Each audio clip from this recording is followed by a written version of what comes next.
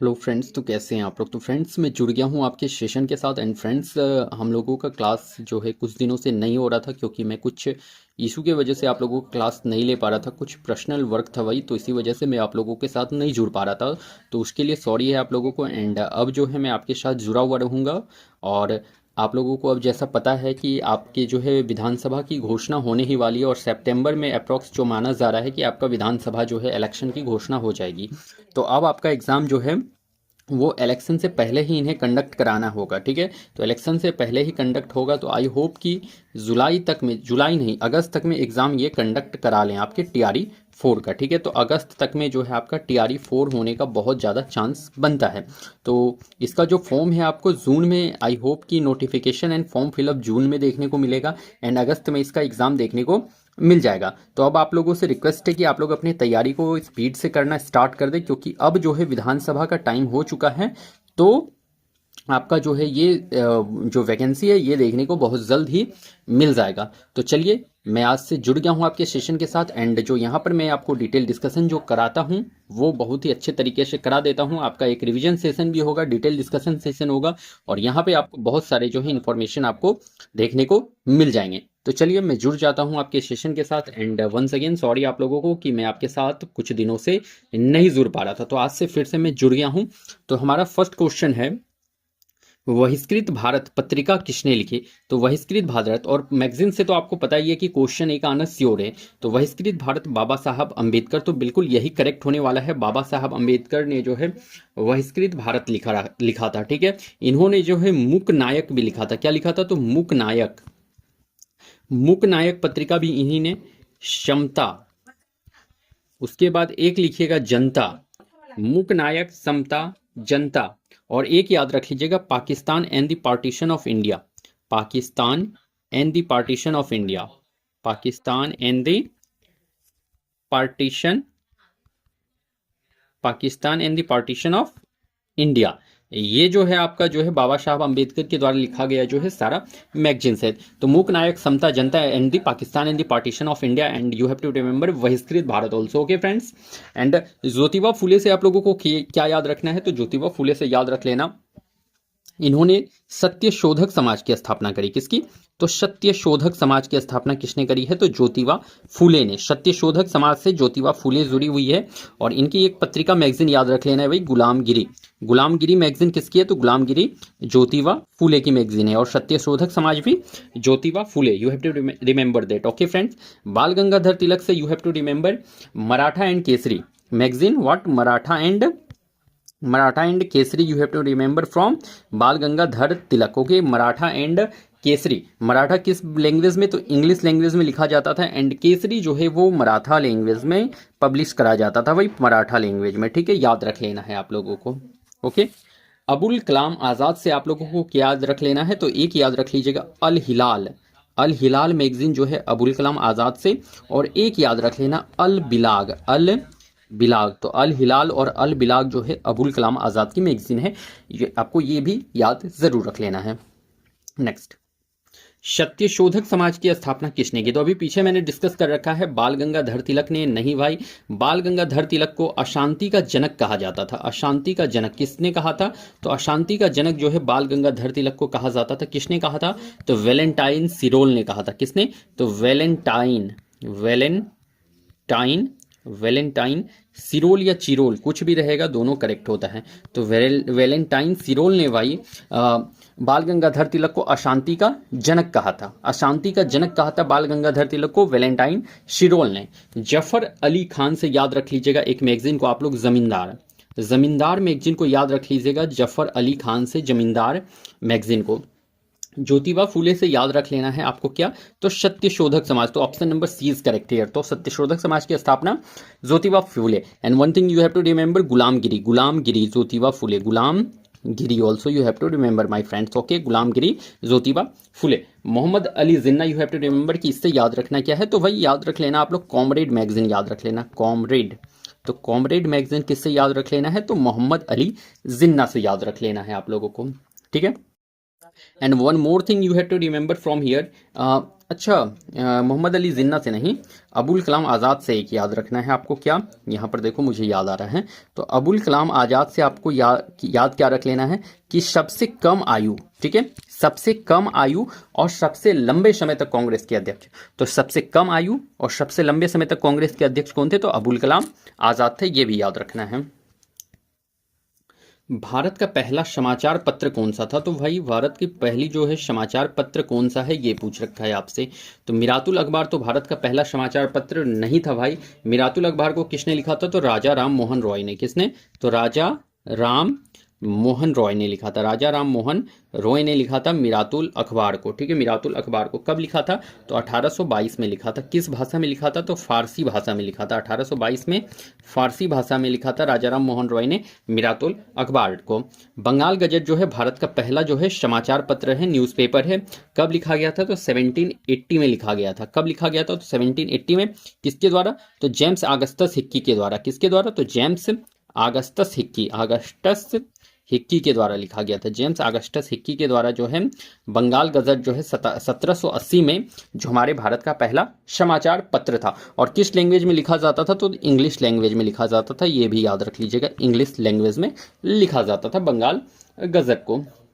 Okay, संवाद कौमुदी भी जो है आपके राजा राम मोहन रॉय की पत्रिका है। राजा राम मोहन रॉय की पत्रिका है। तो 2 magazines you have to remember from Raja Ram Mohan Roy, one Miratul Akhbar and next संवाद कौमुदी। ओके, तो संवाद कौमुदी and Miratul Akhbar is written by Raja Ram Mohan Roy and Sambad Kaumudi कब लिखा गया है? तो 1821 में आपको याद रख लेना है। 1821 में संवाद कौमुदी लिखा गया है। किस भाषा में? तो बंगाली भाषा में लिखा गया था। बंगाली भाषा में संवाद कौमुदी को लिखा गया था, याद रख लेना है। इंडियन एसोसिएशन की स्थापना किसने की? तो देखो, इंडियन एसोसिएशन पूछ रखा है, one of the most important question for your exam. तो इंडियन एसोसिएशन की स्थापना सुरेंद्र नाथ बनर्जी ने ही कर रखी थी भाई। सुरेंद्र नाथ बनर्जी इंडियन एसोसिएशन का स्थापना किए थे और इन्होंने एक पत्रिका लिखी थी बंगाली। कौन सा पत्रिका? तो बंगाली पत्रिका। तो ये बंगाली मैगजीन जो है ये इंपॉर्टेंट है, एग्जाम में पूछा जा सकता है, इंपॉर्टेंट है ये बंगाली मैगजीन, आपके लिए इंपॉर्टेंट है, ये पूछा जा सकता है, ठीक है। और ये बंगाली पत्रिका किसने लिखा है? तो सुरेंद्र नाथ बनर्जी ने। एंड इंडियन एसोसिएशन की भी स्थापना सुरेंद्र नाथ बनर्जी ने ही करी है। डब्ल्यू.सी. बनर्जी से क्या याद रख लोगे? तो डब्ल्यू.सी. बनर्जी से याद रख लेना कि ये 1885 के कोलकाता अधिवेशन के अध्यक्ष बने थे। क्या बने थे? तो 1885 के कोलकाता अधिवेशन के क्या बने थे? तो अध्यक्ष बने थे ये आपके डब्ल्यू.सी. बनर्जी। इन्हीं के समय पे जो है पहला जो है बैठक हुआ था, भारतीय राष्ट्रीय कांग्रेस का प्रथम बैठक 1885 में डब्ल्यू.सी. बनर्जी की अध्यक्षता में करा गया था, ध्यान में रख लीजिएगा। गोपाल कृष्ण गोखले से क्या याद रखना है? तो ये गांधी जी के राजनीतिक गुरु। क्या? तो गांधी के राजनीतिक गुरु थे। गांधी के राजनीतिक गुरु, पॉलिटिकल लीडर थे भाई। गांधी के राजनीतिक पॉलिटिकल लीडर थे गोपाल कृष्ण गोखले, याद रख लेना है। गांधी जी के राजनीतिक गुरु गोपाल कृष्ण गोखले। ओके, राजनीतिक गुरु पॉलिटिकल लीडर गोपाल कृष्ण गोखले थे। महात्मा गांधी से क्या याद रख लेना है? तो इनका बचपन का नाम क्या था भाई? तो बचपन का नाम याद रख लेना मोहनदास। इनका नाम था बचपन का मोहन दास। महात्मा गांधी के बचपन का नाम मोहनदास। दूसरा याद क्या रख लेना है? इनका जो जन्म हुआ था भाई वो कब हुआ था? तो 2 अक्टूबर 1869 में। कब? तो 2 अक्टूबर 1869 में इनका जन्म हुआ था। कहाँ पर? तो पोरबंदर, याद रख लेना, पोरबंदर में हुआ था। कहाँ पर? तो पोरबंदर में हुआ था इनका जन्म।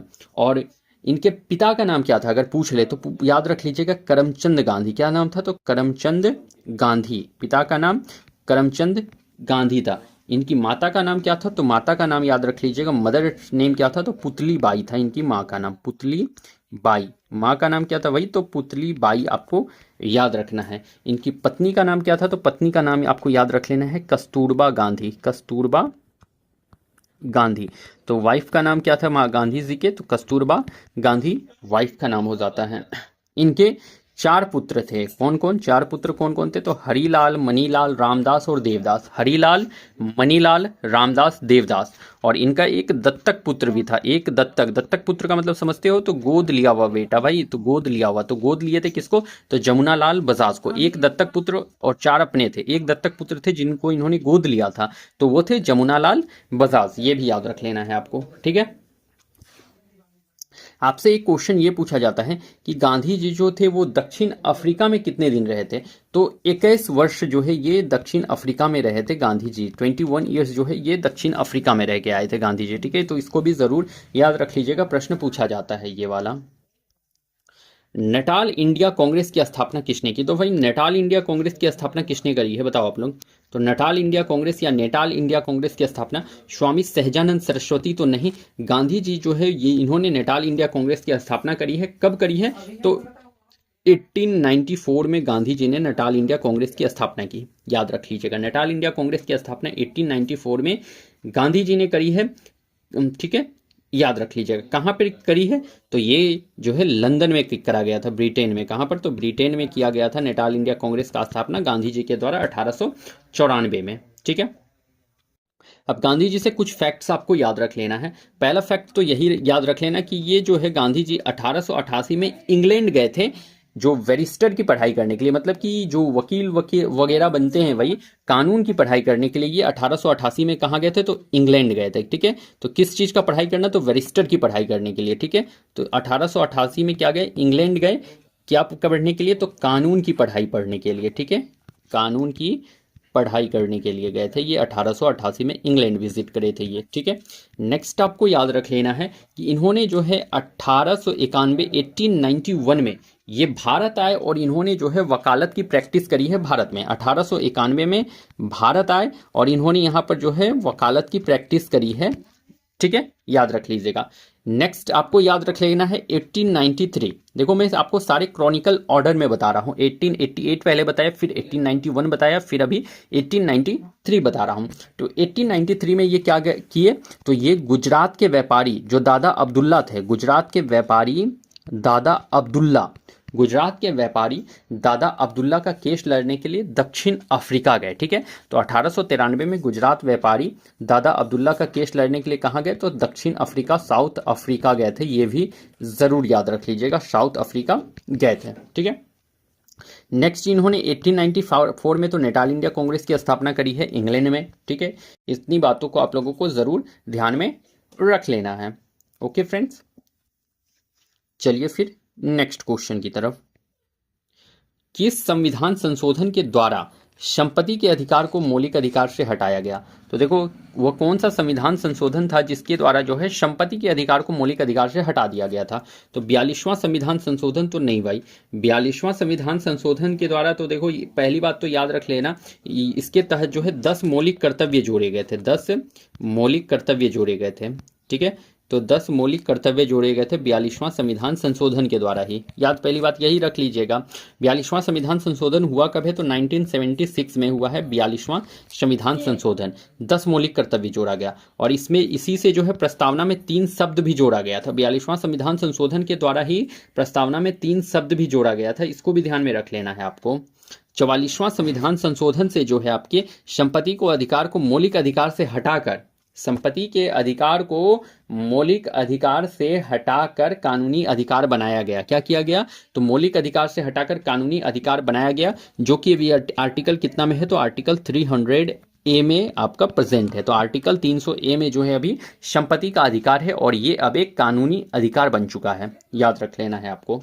ठीक है, नेक्स्ट आपको याद क्या रख लेना है 86वां संविधान संशोधन। तो इससे याद रख लेना आप लोग कि इसके तहत जो है 11वां जो है मौलिक कर्तव्य जुड़ा था। क्या जुड़ा था तो 11वां मौलिक कर्तव्य जुड़ा था। 86वां संविधान संशोधन के तहत जो है 11वां मौलिक कर्तव्य जुड़ा था। कब जुड़ा था तो 2002 में ये जोड़ा गया था, ध्यान में रख लेना है आपको। अब यहाँ पर मौलिक कर्तव्य की बात करी गई है तो यहाँ पर मैं आपसे जो है भाई एक मौलिक कर्तव्य के बारे में आपसे यहाँ पर डिस्कस कर लेता हूँ। देखो मौलिक कर्तव्य के बारे में मैं यहाँ आपसे थोड़ा डिस्कस करूँगा अभी। मौलिक कर्तव्य, पहली बात तो यही याद रख लेना कि मौलिक कर्तव्य भाग कितने में है तो भाग 4A में है। भाग 4A में मौलिक कर्तव्य है। अगर अनुच्छेद आर्टिकल पूछ ले तो आर्टिकल 51A याद रख लीजिएगा। 4A 51A। ठीक है, पहली बात ये याद रख लेना है। उसके बाद नेक्स्ट आपको क्या याद रख लेना है कि टोटल मौलिक कर्तव्य कितने हैं तो 11 टोटल मौलिक कर्तव्य हैं। मौलिक कर्तव्य कहाँ के से लिया गया है तो यूएसएसआर मतलब कि रूस से लिया गया है। मौलिक कर्तव्य कहाँ से लिया गया है भाई? तो रूस से लिया गया है, याद रख लीजिएगा। आज़ादी के समय मौलिक कर्तव्य नहीं थे। आज़ादी के टाइम पर आपसे पूछ लेगा कि आज़ादी के टाइम पर मौलिक कर्तव्य था, तो आज़ादी के टाइम पर जो है मौलिक कर्तव्य नहीं था। और अभी जो है प्रेजेंट टाइम पे मौलिक कर्तव्य 11 है, ठीक है। और मौलिक कर्तव्य किसके सिफारिश पर जोड़ा गया? तो याद रख लेना, स्वर्ण सिंह समिति के सिफारिश पर जो है मौलिक कर्तव्य को जोड़ा गया था। स्वर्ण सिंह समिति के सिफारिश पर जो है मौलिक कर्तव्य को जोड़ा गया था। इसको भी ध्यान में जरूर रखना है आपको, ओके।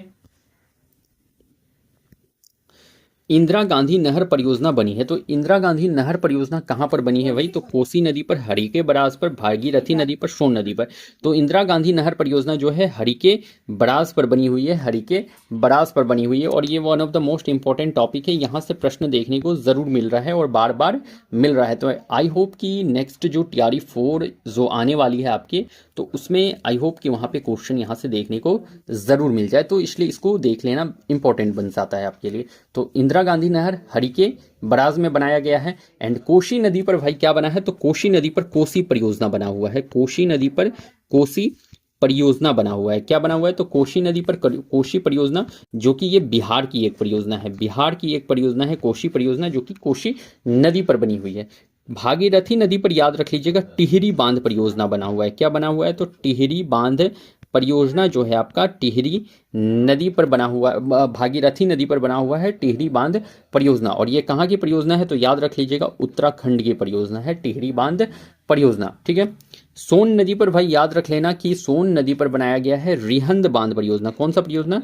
तो याद रख लेना रिहंद बांध परियोजना, रिहंद बांध परियोजना। तो रिहंद बांध परियोजना सोन नदी पर बनाया गया है। और ये कहाँ पर? तो उत्तर प्रदेश की परियोजना है, उत्तर प्रदेश की परियोजना है, ध्यान में जरूर रख लीजिएगा आप लोग, ठीक है। भारत में यारलुंग जंगबो नदी के नाम से किस नदी को जाना जाता है? तो यारलुंग जंगबो नदी, यारलुंग जंगबो नदी के नाम से किसे जाना जाता है भारत में? बताओ आप लोग। गंगा नदी को, ब्रह्मपुत्र को, कोशी को, इनमें से कोई नहीं। तो यारलुंग जंगबो नदी के नाम से जो है भाई वो ब्रह्मपुत्र नदी को जाना जाता है भारत में। भारत में ब्रह्मपुत्र नदी को यारलुंग जंगबो नदी के नाम से जाना जाता है भारत में, ब्रह्मपुत्र नदी को, ठीक है। अगर इसका पूछ ले कि यारलुंग जंगबो नदी, ब्रह्मपुत्र नदी का उद्गम स्थान कहाँ है, तो कहाँ से ये ओरिजिनेट होता है? तो याद रख लेना मानसरोवर झील से जो है आपका ब्रह्मपुत्र नदी ओरिजिनेट होता है, मानसरोवर झील से, मानसरोवर झील। और ये झील कहाँ पर है? तो तिब्बत, याद रख लीजिएगा, तिब्बत में, ठीक है। तो तिब्बत में मानसरोवर झील है, जहां से आपका ब्रह्मपुत्र नदी ओरिजिनेट होता है, उद्गम होता है। इसे बांग्लादेश में किस नाम से जाना जाता है ब्रह्मपुत्र नदी को? तो याद रख लेना है बांग्लादेश में इसे जमुना के नाम से जाना जाता है। बांग्लादेश में जमुना के नाम से जाना जाता है ब्रह्मपुत्र नदी को। और तिब्बत में जो है इसे सांगपो नदी के नाम से जाना जाता है। तिब्बत में किस नाम से? तो तिब्बत में जो है ब्रह्मपुत्र नदी को सांगपो नदी के नाम से जाना जाता है, सांगपो। तिब्बत में सांगपो नदी के नाम से जाना जाता है आपके ब्रह्मपुत्र नदी को। नेक्स्ट आपको याद रख लेना है कि दुनिया की सबसे बड़ी नदी द्वीप जो है माजुली नदी द्वीप इसी पर स्थित है। तो माजुली नदी द्वीप, तो माजुली नदी द्वीप क्या है? तो माजुली नदी द्वीप है दुनिया का सबसे बड़ा नदी द्वीप। तो दुनिया का सबसे बड़ा नदी द्वीप माजुली नदी द्वीप जो है आपके ब्रह्मपुत्र नदी में ही स्थित है। और ये कहाँ पर है? तो असम में है। कहाँ पर है? तो असम में है, ये आपको याद रख लेना है, ठीक है। तो माजुली नदी द्वीप दुनिया का सबसे बड़ा नदी द्वीप जो है आपके ब्रह्मपुत्र नदी में ही सिचुएटेड है, ध्यान में रख लेना है, ओके फ्रेंड्स। एंड ये कहाँ पर है? तो असम में है, इसको भी याद रखेंगे। विद्युत का सबसे अच्छा सुचालक, तो बेस्ट कंडक्टर ऑफ इलेक्ट्रिसिटी पूछ रखा है आपसे कि बेस्ट कंडक्टर कौन सा है। सुचालक पूछ रखा है, सुचालक का मतलब कंडक्टर। तो बेस्ट कंडक्टर ऑफ इलेक्ट्रिसिटी, तो तांबा, चांदी, सोना या एल्युमिनियम। तो वही बेस्ट कंडक्टर ऑफ इलेक्ट्रिसिटी जो है वो आपका चांदी हो जाता है। चांदी क्या हो जाता है? तो चांदी हो जाता है आपका, या फिर इसे रजत भी कहा जाता है। तो बेस्ट कंडक्टर ऑफ इलेक्ट्रिसिटी चांदी, ओके। चांदी जो कि आपका सिल्वर होता है, ठीक है। तो याद रख लीजिएगा, चांदी सिल्वर भी कहते हो, रजत भी कहते हो चांदी को, ठीक है, याद रखना है आपको। अगर आपसे पूछ ले कि इसका जो है आपका सबसे ज़्यादा किसका होता है, तो सबसे फर्स्ट में तो आपका चांदी आ जाता है। तो सबसे ज़्यादा जो है बेस्ट कंडक्टर ऑफ इलेक्ट्रिसिटी क्या है? तो चांदी है। चांदी आपका सबसे बेस्ट कंडक्टर ऑफ इलेक्ट्रिसिटी है। चांदी के बाद अगर पूछ ले तो चांदी के बाद याद रख लीजिएगा तांबा जो होता है आपका, कॉपर, वो इलेक्ट्रिसिटी का अच्छा जो है आपका कंडक्टर है। नेक्स्ट अगर पूछ ले तो आप एल्युमिनियम भी याद रख लीजिएगा। तो चांदी, तांबा और एल्युमिनियम ये सभी क्या होते हैं? तो गुड कंडक्टर ऑफ इलेक्ट्रिसिटी होते हैं, ध्यान में रख लेना है आपको। एंड सबसे बेस्ट में तो चांदी को याद रख लेना है। वायुमंडल में नाइट्रोजन कितने प्रतिशत है? तो यहाँ से एक क्वेश्चन जरूर देखने को मिलता है। तो वायुमंडल में नाइट्रोजन कितना परसेंट है? तो 0.03%। तो ये याद रख लेना, 0.03% तो आपका CO2 है, कार्बन डाइऑक्साइड है आपके एटमॉस्फेयर में। 78 पूछ ले तो 78% जो है आपका नाइट्रोजन है, आपके एटमॉस्फेयर में 78% नाइट्रोजन है। 21% जो है आपका ऑक्सीजन हो जाता है और 1% जो है अदर गैस हो जाता है। 1% क्या हो जाता है? तो अदर गैस हो जाता है 1%। ऑक्सीजन कितना? तो 21% और कार्बन डाइऑक्साइड 0.03% हो जाता है और 78% आपका नाइट्रोजन होता है। नाभिक के रिएक्टर में शीतलक के रूप में कार्य करता है। तो भाई क्या पूछ रखा है कि नाभिक के रिएक्टर, जो न्यूक्लियर रिएक्टर होते हैं, उनमें जो है आपके शीतलक, शीतलक, ठीक है। तो शीतलक जो होता है भाई, वो मतलब कि शीतलक का मतलब होता है कि ठंडा करने के लिए। और शीतलक, या फिर आपसे पूछ ले कि न्यूट्रिएंट मंदक, मंदक भी पूछ ले, अगर शीतलक भी पूछ ले या मंदक, मतलब कि मॉडरेटर के रूप में। मंदक का मतलब मॉडरेटर। तो भाई शीतलक भी पूछ ले या न्यूट्रॉन मंदक पूछ ले, तो इसके रूप में कौन कार्य करता है? H2O, D2O, ग्रेफाइट, क्या एक से अधिक? तो भाई याद रख लेना कि शीतलक के रूप में पूछ ले या मंदक के रूप में पूछ ले तो H2O वाटर और D2O ड्यूटोरियम ऑक्साइड, जिसे कि भारी जल कहा जाता है, हैवी वाटर जिसे कहते हो, हैवी वाटर, भारी जल, ड्यूटोरियम ऑक्साइड। तो H2O जो सिंपल वाटर है और D2O जो हैवी वाटर है, दोनों जो है शीतलक के रूप में कार्य करते हैं। तो correct option is option number D here. Okay, तो option number D is correct here, option number D is correct here. Okay, option number D. तो शीतलक के रूप में H2O, D2O दोनों कार्य करते हैं, ध्यान में रख लेना है। अगर आपसे पूछ ले कि इसमें जो है नियंत्रक क्षण के रूप में कौन सा कार्य करता है, नियंत्रक, कंट्रोलर के रूप में कौन कार्य करता है, तो याद रख लेना नियंत्रक के रूप में, जो कि आपके रिएक्शन को कम या ज्यादा करने में हेल्पफुल है, तो कौन करता है? तो नियंत्रक के रूप में जो है कैडमियम, कैडमियम। नेक्स्ट याद रख लीजिएगा बोरोन, बोरोन। और एक थर्ड याद रख लेना है ग्रेफाइट। तो ये क्या करते हैं? तो ये कंट्रोलर के रूप में कार्य करते हैं। ये तो रिएक्शन को ये ज़्यादा कर सकते हैं, रिएक्शन को कम कर सकते हैं न्यूक्लियर रिएक्टर में।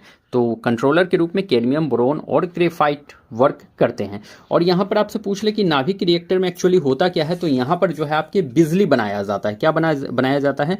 तो इलेक्ट्रिसिटी जो है भाई, ये बनाई जाती है आपके न्यूक्लियर रिएक्टर में, इलेक्ट्रिसिटी प्रोड्यूस करी जाती है न्यूक्लियर रिएक्टर में, ध्यान रख लीजिएगा। और यहाँ से एक प्रश्न देखने को जरूर मिल जाता है, ये आपके लिए VVI टॉपिक हो जाता है, यहाँ से एक प्रश्न जरूर देगा आपको, श्योर है।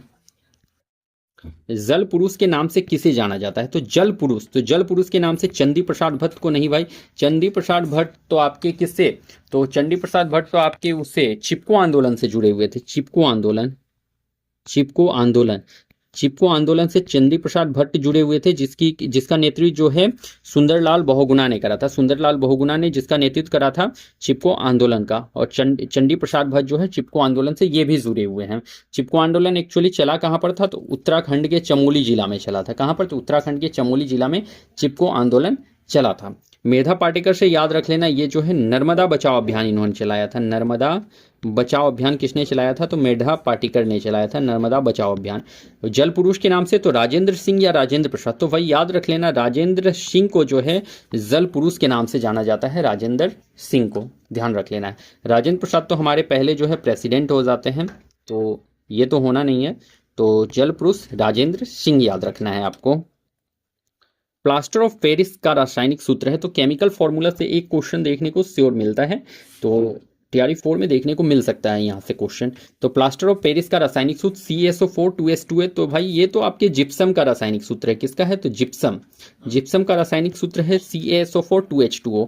प्लास्टर ऑफ पेरिस पूछ रखा है, CaSO4 हाफ H2O जो है ये होगा आपके प्लास्टर ऑफ पेरिस का रासायनिक सूत्र। इसका नाम क्या है? Calcium sulphate hemihydrate, calcium sulphate, calcium sulphate hemihydrate, ठीक है। तो ये आपका प्लास्टर ऑफ पेरिस का रासायनिक सूत्र है CaSO4 हाफ H2O। और ये आपका जो प्लास्टर ऑफ पेरिस जो है किससे बनता है? तो याद रख लीजिए प्लास्टर ऑफ पेरिस जो है ये जिप्सम से बनाया जाता है।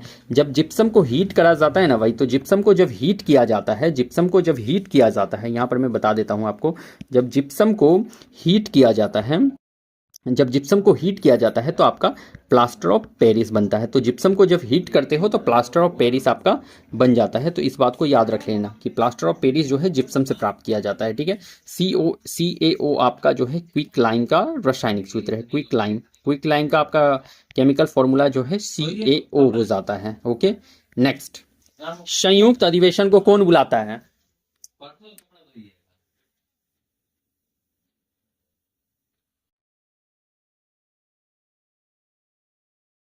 संयुक्त अधिवेशन को कौन बुलाता है? लोकसभा अध्यक्ष, राज्यसभा के सभापति, राष्ट्रपति, इनमें से कोई नहीं। तो संयुक्त अधिवेशन को कौन बुलाता है? तो संयुक्त अधिवेशन को याद रख लीजिएगा कि संयुक्त अधिवेशन को बुलाता कौन है? तो राष्ट्रपति बुलाते हैं इसे। कौन? तो प्रेसिडेंट जो है संयुक्त अधिवेशन को बुलाते हैं, ज्वाइंट सेशन को बुलाते हैं। और ज्वाइंट सेशन का अगर आर्टिकल आपसे पूछ ले कितना है, तो ज्वाइंट सेशन का आर्टिकल 108 याद रख लीजिएगा। 108 जो है ज्वाइंट सेशन का आर्टिकल है। और इसे कौन बुलाता है? तो राष्ट्रपति बुलाते हैं। अगर आपसे पूछ ले कि इसकी अध्यक्षता कौन करते हैं, तो ज्वाइंट सेशन का अध्यक्षता जो है वो लोकसभा के स्पीकर करते हैं, लोकसभा के अध्यक्ष करते हैं ज्वाइंट सेशन का अध्यक्षता। लोकसभा के अध्यक्ष क्या करते हैं? तो ये ज्वाइंट सेशन जो आपके संयुक्त अधिवेशन का अध्यक्षता कौन करेगा? तो लोकसभा अध्यक्ष। अगर लोकसभा अध्यक्ष प्रेजेंट नहीं है तो लोकसभा के उपाध्यक्ष जो है वो ज्वाइंट सेशन का अध्यक्षता करते हैं। कौन करते हैं? तो लोकसभा उपाध्यक्ष अगर प्रेजेंट नहीं है तो लोकसभा का उपाध्यक्ष जो है ये ज्वाइंट सेशन का अध्यक्षता करेगा। और अगर लोकसभा उपाध्यक्ष भी अगर प्रेजेंट नहीं है उस समय पर, तो राज्यसभा का सभापति जो है वो अध्यक्षता करता है। राज्यसभा का सभापति अध्यक्षता करता है। कौन? तो राज्यसभा का सभापति अध्यक्षता करेगा। तो अब याद रख लेना है आपको ज्वाइंट सेशन से पूरा डिटेल में। मैं एक बार फिर से आपको बता देता हूं। ज्वाइंट सेशन जो होता है वो आर्टिकल 108 में है। इसको बुलाता कौन है? तो ज्वाइंट सेशन को बुलाने का हक सिर्फ और सिर्फ प्रेसिडेंट को है, राष्ट्रपति को है। अगर पूछ ले आपसे कि ज्वाइंट सेशन का अध्यक्षता कौन करेगा, तो लोकसभा अध्यक्ष करेगा। अगर लोकसभा अध्यक्ष प्रेजेंट नहीं है एट द टाइम, तो लोकसभा के उपाध्यक्ष जो है ज्वाइंट सेशन की अध्यक्षता करेंगे। और अगर लोकसभा उपाध्यक्ष भी प्रेजेंट नहीं है तो राज्यसभा के सभापति जो है वो ज्वाइंट सेशन की अध्यक्षता करेंगे। बस इतनी बातों को आप लोगों को ध्यान में रख लेना है। पारितंत्र नाम किसने दिया? तो भाई पारितंत्र इकोसिस्टम नेम किसने दे रखा है? तो देखो ये एजी टेंसले ने तो बिल्कुल करेक्ट है। एजी टेंसले ने जो है पारितंत्र नाम दिया था। अब इकोसिस्टम क्या है भाई? तो इकोसिस्टम क्या है ये याद रख लेना। तो ये इंटरेक्शन है बायोटिक और एबायोटिक फैक्टर के बीच में। ठीक है, तो interaction between abiotic and biotic factor in environment is known as ecosystem. तो जितने भी बायोटिक और एबायोटिक के बीच में जो इंटरेक्शन होता है भाई उसे ही पारितंत्र नाम दिया जाता है, इकोसिस्टम कहा जाता है। ठीक है, आपसे अगर पूछ ले कि इकोसिस्टम में सजीव कितने प्रकार के होते हैं, तो सजीव याद रख लीजिएगा 3 टाइप के होते हैं सजीव। 3 टाइप के कौन कौन से? तो एक याद रख लेना है स्वपोषी, ऑटोट्रॉप्स जिसे कहा जाता है, स्वपोषी ऑटोट्रॉप्स। नेक्स्ट याद रख लीजिएगा आप लोग परपोषी, हेट्रोट्रॉप्स। और थर्ड याद रख लीजिएगा मिश्रित पोषी, मिश्रित पोषी जो कि आपका मिक्सोट्रॉप्स कहलाता है। तो ऑटोट्रॉप्स में कौन कौन सा आएगा? तो स्वपोषी मतलब होता है कि जो अपना भोजन खुद बनाते हैं। इसमें कौन कौन आएंगे? तो याद रख लेना जो हरा पौधा होता है, ग्रीन प्लांट जो होता है वो सभी स्वपोषी में आते हैं। नील हरित शैवाल जो होता है, ब्लू ग्रीन अलगे, नील हरित शैवाल जो होता है ये सभी आपका स्वपोषी में आते हैं। ठीक है, तो ब्लू ग्रीन अलगे भी जो है आपके स्वपोषी में आते हैं, जैसे कि साइनोबैक्टीरिया या फिर कुछ कीमोसिंथेटिक बैक्टीरिया आते हैं। कीमोसिंथेटिक बैक्टीरिया भी आते हैं आपके स्वपोषी में, आपके ऑटोट्रॉप्स में। हेट्रोट्रॉप्स क्या होता है? तो ये अपना भोजन खुद नहीं बना पाते, ये दूसरे पर डिपेंड रहते हैं। क्यों रहते हैं? क्योंकि इनके पास क्लोरोफिल नहीं होता है, क्लोरोफिल इनके पास जो है भाई वो नहीं होता है। ठीक है, तो परपोषी हेट्रोट्रॉप्स के पास क्लोरोफिल नहीं होता है, ये दूसरे पर डिपेंड करते हैं अपने भोजन के लिए। और इसके कुछ एग्जाम्पल याद रख लेना। तो एक याद रख लो आप लोग अमर बेल, जैसे कि अमर बेल आप लोग याद रख लेना परपोषी से एग्जाम्पल। ठीक है, मिश्रित पोषी में क्या होगा? मिक्सोट्रॉप्स में, तो मिक्सोट्रॉप्स का मतलब होता है भाई इसमें जो है ऑटोट्रॉप्स और हेट्रोट्रॉप्स दोनों के लक्षण मौजूद होते हैं। तो ऑटोट्रॉप्स स्वपोषी और मिक्सोट्रॉप्स यार क्या कहता हूँ परपोषी हेट्रोट्रॉप्स दोनों के लक्षण मौजूद होते हैं, उसे मिक्सोट्रॉप्स मिश्रित पोषी कहा जाता है। ठीक है, और इसमें जो है आपके कौन कौन से एग्जाम्पल आएंगे? तो याद रख लेना जो है इसमें एग्जाम्पल मोस्ट इंपॉर्टेंट होता है। तो याद रख लेना यूग्लेना जो है पहला एग्जाम्पल है। नेक्स्ट याद रख लेना जितने भी जो है इंसेक्टिवोरस प्लांट आते हैं, कीटभक्षी पौधे, वोरस प्लांट, इंसेक्टिवोरस प्लांट्स जो आते हैं, कीटभक्षी पौधे, ये सभी आपके मिश्रित पोषी के उदाहरण हैं। कीटभक्षी पौधे में याद रख लेना नेफेंथीज, नेफेंथीज, नेफेंथीज याद रख लेना है। उसके बाद याद रख लिया ड्रोसेरा, ड्रोसेरा, ड्रोसेरा। नेक्स्ट याद रख लेना डायोनिया, डायोनिया, नेफेंथीज, ड्रोसेरा, डायोनिया। और एक याद रख लेना Venus fly trap, Venus fly trap भी याद रख लेना है आपको, आपके मिश्रित पोषी से, मिक्सोट्रॉफ से। ओके फ्रेंड्स, नेक्स्ट, निम्नलिखित में स्वपोषी के उदाहरण हैं। तो स्वपोषी के उदाहरण कौन कौन से हैं? युगलीना, हरा पौधा, नील हरित शैवाल, इनमें से कोई नहीं। तो स्वपोषी का उदाहरण आपसे पूछ रखा है, ऑटोट्रॉप्स का उदाहरण पूछ रखा है। तो युगलीना तो नहीं है भाई, युगलीना तो आपका किसका उदाहरण है? तो मिक्सोट्रॉप्स का उदाहरण है। हरा पौधा जो है आपका स्वपोषी का उदाहरण है, ऑटोट्रॉप्स का। एंड नील हरित शैवाल जो होता है ये भी आपका जो है स्वपोषी का उदाहरण है। तो नील हरित शैवाल और हरा पौधा ये दोनों जो आपका जो है स्वपोषी ऑटोट्रॉप्स का उदाहरण है। तो ऑप्शन नंबर यहाँ पर क्या करेक्ट होना चाहिए था भाई? तो यहाँ पर दे नहीं रखा है, तो ऑप्शन नंबर ई होना चाहिए यहाँ पर करेक्ट, एक से अधिक। यहाँ पर जो आपका करेक्ट आंसर होगा क्या होगा? एक से अधिक, मतलब कि बी और सी दोनों सही हैं, तो एक से अधिक यहाँ पर आपका ऑप्शन नंबर करेक्ट होना चाहिए था। तो एक से अधिक यहाँ पर आपका करेक्ट आंसर देखने को मिल रहा है। नेक्स्ट, निम्नलिखित में कौन सा पिरामिड सीधा उल्टा दोनों हो सकता है? तो राइट एंड जो आपका सीधा उल्टा दोनों हो सकता है, मतलब अपोजिट भी हो सकता है एंड राइट भी हो सकता है। तो कौन सा पूछ रखा है? तो सीधा उल्टा दोनों पूछ रखा है आपसे पिरामिड। तो ये भी क्वेश्चन आपके लिए इंपॉर्टेंट हो जाता है, वीवीआई लेके रख लो इसे। तो यहाँ से प्रश्न देखने को मिल सकता है। सीधा उल्टा दोनों हो सकता है, तो ऊर्जा का पिरामिड तो भाई ये सीधा उल्टा नहीं, ये हमेशा अपराइट होता है, हमेशा का हमेशा जो है वही ये सीधा होता है, अपराइट होता है, ठीक है। तो हमेशा का हमेशा ऊर्जा का पिरामिड क्या होगा? तो सीधा होगा। संख्या का पिरामिड ये सीधा उल्टा दोनों हो सकता है, एंड जैव द्रव्य का पिरामिड ये भी सीधा उल्टा दोनों हो सकता है। तो option number D is correct. Option number D, एक से अधिक यहाँ पर करेक्ट देखने को मिल रहा है। तो संख्या का पिरामिड और जैव द्रव्य का पिरामिड ये दोनों जो है सीधा उल्टा दोनों हो सकता है, ध्यान में रख लीजिएगा, सीधा उल्टा दोनों हो सकता है आपका संख्या का पिरामिड और जैव द्रव्य का पिरामिड। इसको जरूर आप लोगों को याद रख लेना है। निम्नलिखित में द्वितीयक प्रदूषक के उदाहरण हैं। तो क्या पूछ रखा है? सेकेंडरी पोल्यूटेंट के उदाहरण आपसे पूछ रखे हैं। तो ये भी आपके लिए वीवीआई हो जाता है, यहाँ से क्वेश्चन देखने को मिल सकता है।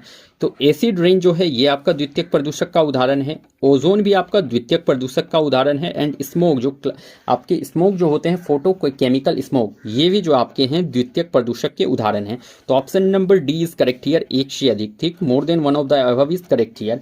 तो द्वितीयक प्रदूषक सेकेंडरी पॉल्यूटेंट के उदाहरण acid rain, ozone, smoke and more things you have to remember here. तो एक याद रख लेना PAN, ठीक है। तो ये भी आपके द्वितीयक प्रदूषक के उदाहरण है। इसका फुल फॉर्म देखो, याद रख लेना, परऑक्सी एसिटाइल नाइट्रेट, परऑक्सी एसिटाइल नाइट्रेट। क्या याद रख लेना है? परऑक्सी एसिटाइल नाइट्रेट, परऑक्सी एसिटाइल नाइट्रेट जो है पैन का आपका एग्जाम्पल है। नेक्स्ट याद रख लीजिएगा द्वितीयक प्रदूषक PBN, इसका क्या होगा? परऑक्सी benzoyl nitrate, benzoyl nitrate, परऑक्सी benzoyl nitrate, ये भी आपके जो हैं सेकेंडरी पोल्यूटेंट के उदाहरण हो जाते हैं। तो ये 5 एग्जांपल्स जो हैं आपको याद रख लेना है। ओजोन छिद्र स्पष्ट दिखता है। तो भाई ओजोन छिद्र जो है वो विजिबल दिखेगा कहाँ पर? तो ओजोन जो डिप्लेशन होता है भाई, ओजोन डिप्लेशन आपको क्लियर विजिबिलिटी कहाँ पर होती है? आर्कटिक में तो नहीं भाई, अंटार्कटिका में देखा जाता है। कब? तो सितंबर अक्टूबर के मंथ में जो है आपका जो है ओजोन छिद्र जो है स्पष्ट दिखाई देता है, बिल्कुल ही क्लियर दिखाई देता है सितंबर अक्टूबर के मंथ में। अगर आपसे पूछ ले कि ओजोन लेयर जो है हमें किससे बचाती है, तो ओजोन लेयर के बारे में याद रख लेना कुछ पॉइंट्स, यहाँ से क्वेश्चन देखने को मिलता है। तो देखो ओजोन लेयर जो है हमें यूवी रेज से बचाता है, अल्ट्रावायलेट रेज जो कि आपके सन से आती है उसे हमें बचाता है ओजोन लेयर। अगर यूवी रेज नहीं रहता ना भाई, तो अभी जो मोस्ट ऑफ द पर्सन जो होते वो आपके कैंसर से आपके पीड़ित होते। तो अगर यूवी रेज नहीं होता, तो ओजोन लेयर नहीं होता, तो मोस्ट ऑफ द यहाँ पे जो पीपल्स हैं, पर्सन है, वो कैंसर से पीड़ित होते, स्किन कैंसर, उन लोगों को ज़्यादा से ज़्यादा को स्किन कैंसर का खतरा रहता है। तो ओजोन लेयर है, इसीलिए हम लोगों को यूवी रेस से बचाता है और हम लोग कैंसर से बचे हुए हैं, ठीक है। इस बात को ध्यान में रख लीजिएगा। और एक बात आप लोग ये भी याद रख लीजिएगा कि हमारे शरीर में जो है मेलामाइन क्या चीज़? तो मेलामाइन पिगमेंट ज़्यादा होता है जिसके शरीर में, उसको जो है स्किन कैंसर होने का खतरा कम रहता है। तो जितने भी जो है काले लोग होते हैं, काले लोग जिनका फेस बॉडी ब्लैक होता है उनमें जो है मेलामाइन ज़्यादा पाया जाता है। तो ब्लैक बॉडी जिनका होता है, काला लोग जो होता है, काला पर्सन जो होता है भाई, उसमें जो है मेलामाइन ज़्यादा पाया जाता है, तो उन्हें जो है स्किन कैंसर होने का खतरा कम रहता है। और जिसमें जो है मेलामाइन कम रहेगा, जैसे गोरे लोग जो होते हैं उनमें जो है मेलामाइन कम पाया जाता है, तो उन लोगों को स्किन कैंसर होने का खतरा ज़्यादा रहेगा। और जिसमें मेलामाइन रहता है, जैसे काले लोग जो होते हैं उनमें जो है मेलामाइन ज़्यादा होता है, प्रेजेंट होता है, इसलिए उनको स्किन कैंसर का खतरा कम बना रहता है। जबकि जो गोरे लोग होते हैं उन्हें जो है स्किन कैंसर का खतरा ज़्यादा रहेगा। तो इसीलिए अभी देखो ये गर्मी का टाइम है, तो इसीलिए हीट स्ट्रोक से बचना है आप लोगों को। तो भाई आप लोग ज़्यादा गर्मी में ना निकले बाहर, क्योंकि ये आपके लिए सही नहीं है, ठीक है। तो अब फिर यहाँ पर ओजोन लेयर के बारे में सुन लो। तो ओजोन लेयर हमें क्या करता है, तो यूवी रेस से बचाता है। और ये ओजोन लेयर का यूनिट अगर पूछ ले, कि इकाई पूछ ले, तो यूनिट याद रख लीजिए कि इसका यूनिट जो है वो डॉप्सन होता है। क्या होता है, डॉप्सन होता है। ओजोन लेयर का यूनिट डॉप्सन में इसका यूनिट मेजर करा जाता है, ठीक है। अगर आपसे पूछ ले यहाँ पर कि ओजोन लेयर का जो एवरेज मोटाई होता है वो कितना होता है, तो 300 डॉप्सन यूनिट होता है। कितना होता है, 300 डॉप्सन यूनिट, या फिर 3 mm भी आपको याद रख लेना है, ठीक है। और 1 mm में जो होता है वो 100 डॉप्सन यूनिट होता है, ये ध्यान में रख लीजिएगा। 1 mm में 100 डॉप्सन यूनिट, तो 3 mm में 300 डॉप्सन यूनिट हो जाएगा। तो एवरेज मोटाई कितना, 300 डॉप्सन यूनिट, यानी कि 3 mm होता है ओजोन लेयर का, ठीक है। अगर मान लो आपका कि ओजोन लेयर का जो वो आपका जो मोटाई है वो 200 डॉप्सन यूनिट रह जाए, तो उसी ही ओजोन छिद्र कहा जाता है। तो इसे ही ओजोन छिद्र या ओजोन डिप्लेशन कहा जाता है, डिप्लेशन कहा जाता है, ठीक है। तो जब ओजोन परत का जो मोटाई है वो 200 डॉप्सन यूनिट या उससे कम रह जाए, तो उसे ही ओजोन छिद्र कहा जाता है। ध्यान में रख लीजिएगा इस बातों को। नेक्स्ट। तो फ्रेंड्स, हमारा आज का सेशन यहाँ पर कंप्लीट होता है। मैंने यहाँ पर आपको जो है कंप्लीट डिटेल डिस्कशन करा रखा है, तो आप लोग इस सेशन को जरूर ज्वाइन करना। तो फिर मैं मिलता हूँ कल किसी नेक्स्ट सेशन के साथ आप लोगों को, और इस सेशन को फुल देखिएगा। तो चलिए फिर मिलता हूँ कल, तब तक के लिए आप लोगों को thank you and best of luck.